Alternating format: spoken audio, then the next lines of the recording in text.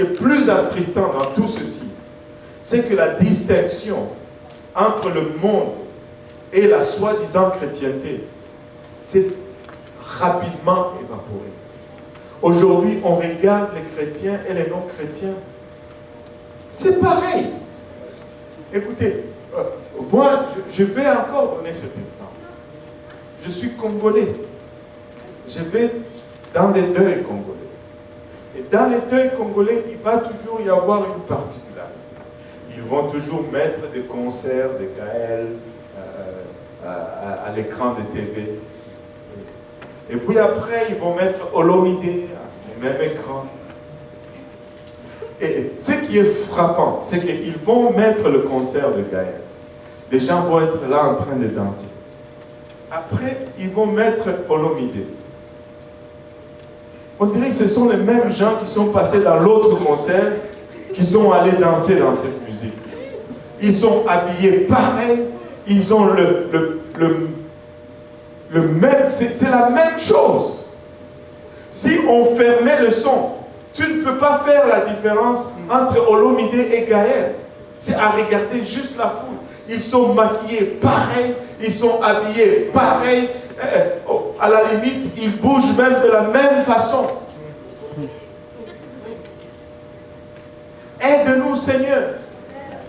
Où est passé le temps où on pouvait regarder un Israélite et dire, lui c'est un Israélite? Où est passé le temps où on pouvait regarder un chrétien et on pouvait dire, lui c'est un chrétien?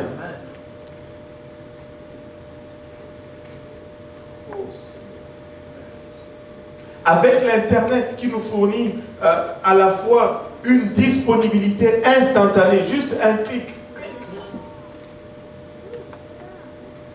Et avec une apparence d'anonymat. On pense qu'on est anonyme quand on est sur Internet. On peut vous trouver. C'est facile. Tu n'es pas caché. La pornographie est devenue une des dépendances les plus dynamiques qui affligent notre société. C'est un clic. Vos médias sociaux, là. Les gens disent, oh pasteur, tu n'es pas sur Facebook? C'est un bon outil pour propager la parole de Dieu. Jésus n'avait pas Facebook. Paul n'en avait pas non plus. Il a fait un travail mieux que nous qui avons Facebook et Face-Cahier et toutes les autres Face. Comment est-ce que eux qui n'avaient pas Facebook, ils ont gagné plus d'âmes que nous n'en gagnons aujourd'hui? Facebook, Dieu devait attendre Facebook pour sauver le monde. Waouh!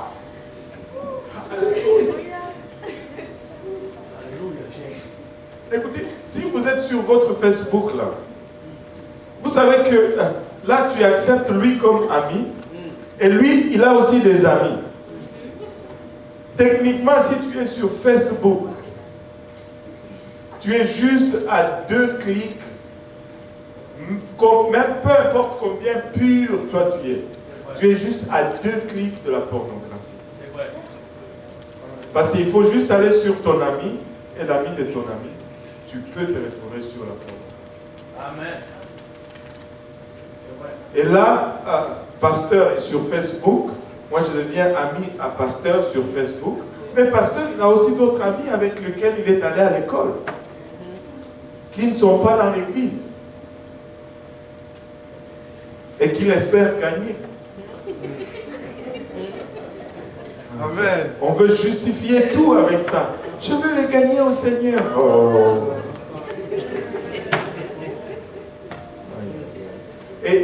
Et lui, il a des choses là sur son truc là. Lui, ça ne lui dérange pas. Maintenant, pasteur devient le canal pour passer sur toute cette pourriture illicite. Ben, je ne suis pas sur Facebook.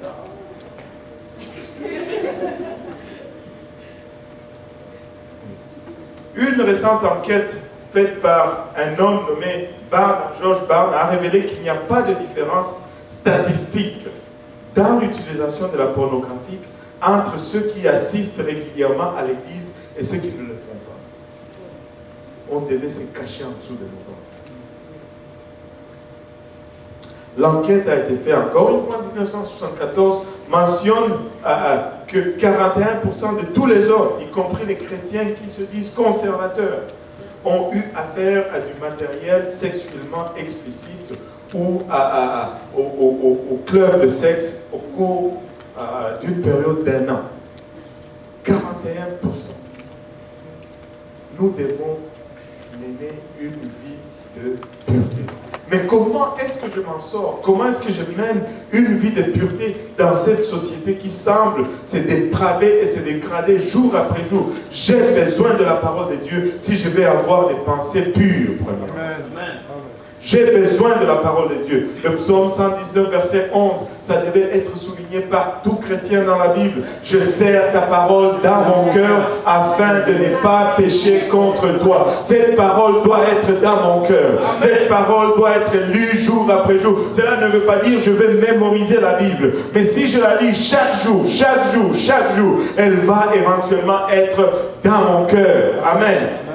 Romains 12, 2 nous dit, ne vous conformez pas au siècle présent, mais soyez transformés par le renouvellement de l'intelligence, afin que vous discerniez quelle est la volonté de Dieu, ce qui est bon, agréable et parfait. Tu veux connaître la volonté de Dieu, ne te conforme pas à ce que le monde dicte d'abord.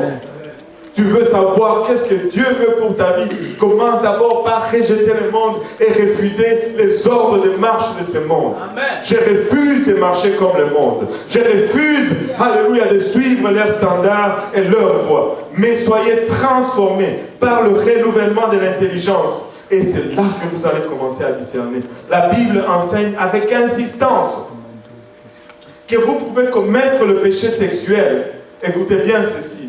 Elle insiste, elle enseigne avec insistance que vous pouvez commettre le péché sexuel sans même avoir impliqué votre corps. Amen.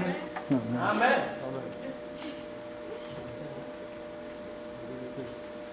Sans que votre corps soit impliqué. Matthieu 5, 28 nous dit, mais moi je vous dis que quiconque regarde une femme pour la convoiter a déjà commis un adultère avec elle dans son cœur.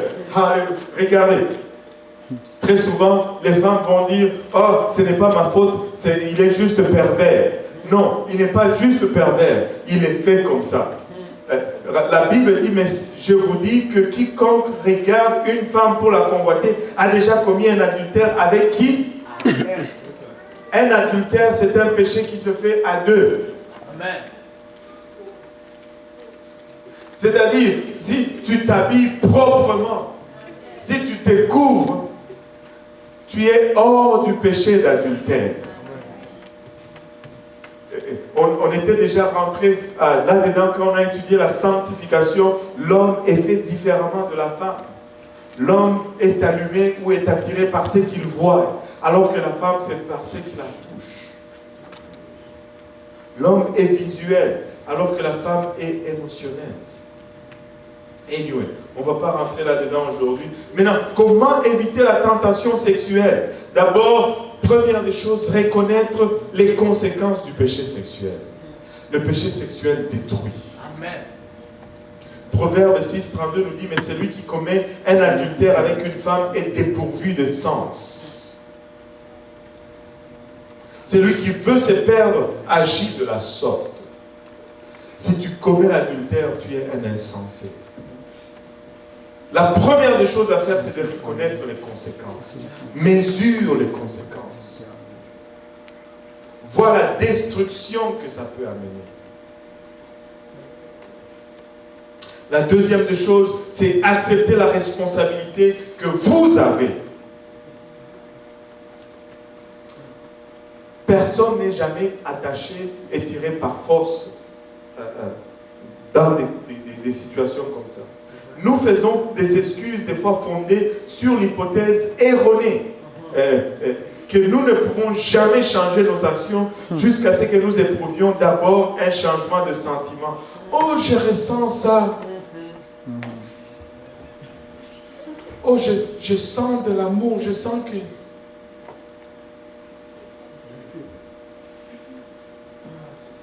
Alors, mes actions vont être dictées par ce que je ressens.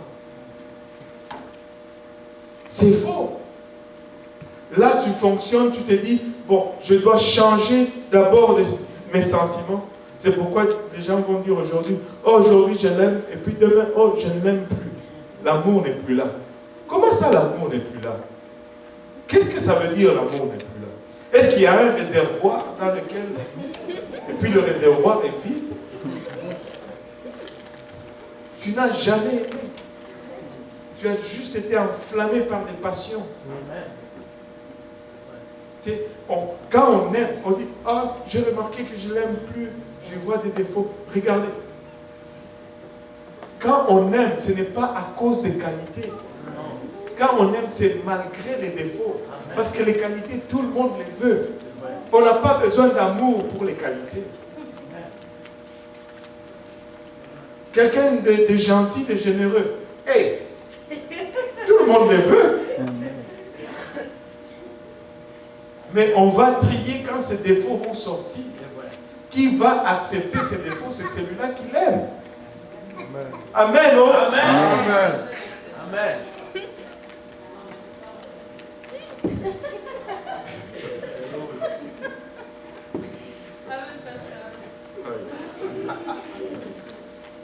Oh boy.